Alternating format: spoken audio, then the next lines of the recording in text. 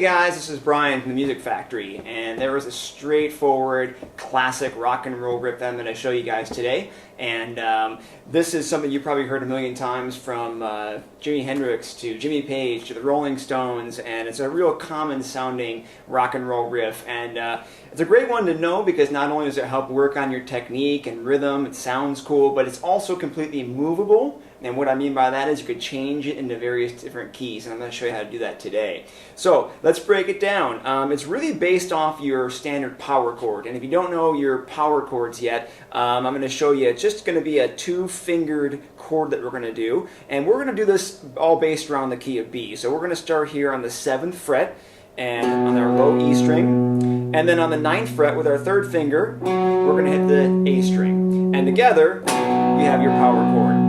Okay, and you might already know those by now, and that's what we're going to start with. There is the power chord. What makes this riff sound cool is we're going to stretch a little bit with our pinky, and we're going to go all the way up to the 11th fret. And that's going to cause this other note to come into play to have this riff start to walk and talk a little bit. So, how it's going to go is the first chord is going to be based around the 7th and 9th fret, and it's going to be hitting your pinky on your 11th fret here on the A string. And we're going to do this pinky only on the 2 and the 4 beats. Let me show you what I mean by that. 1 and 2 and 3 and 4 and... So these are all 8th notes, and we're going to be hitting the pinky only on the 2 and 4. So that's how the first part of this riff goes. 1 and 2 and 3 and 4. Okay, we're going to do that 2 times in a row. So when you put it together,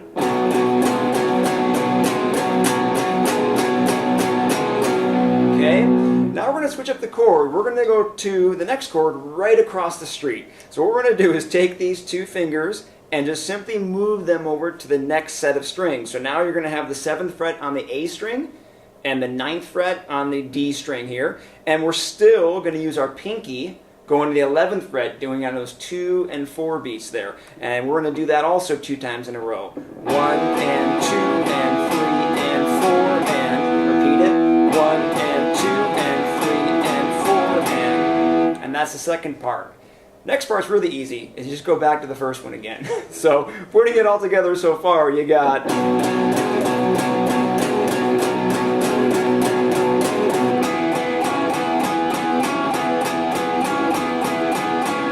back.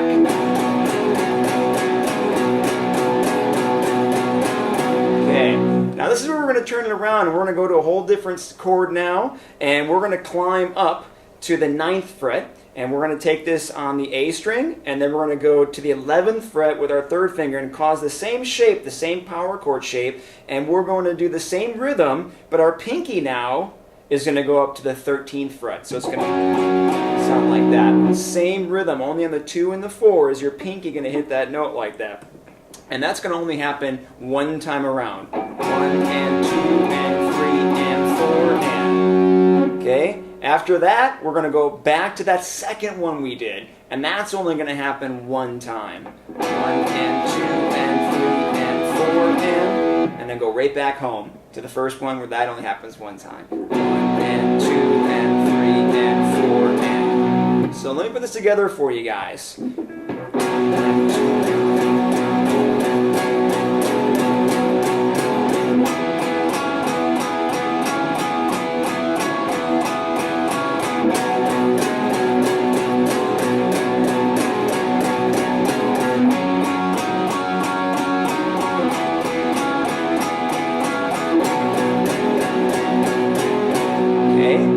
Give you an ending for this thing to turn it all around and have a cool little sliding ending, because that's pretty much the whole riff that keeps going around and around. And the big ending that you can do is after you go back to that home base, that first one you started on, we're going to just cross the street again to 7 and 9 with the power chord, no pinky needed for this, and we're just going to slide 3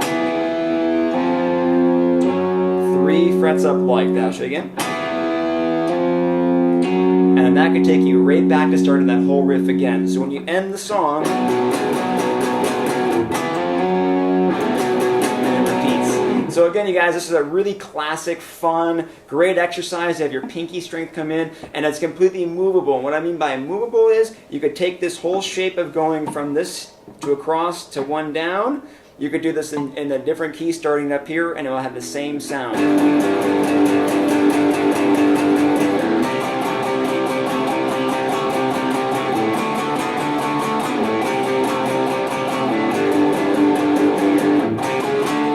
Totally move that around. So there's a great classic rock riff to practice, get your fingers going stronger, and have fun doing it. So I hope that helped. Thanks for tuning in. See you guys next time.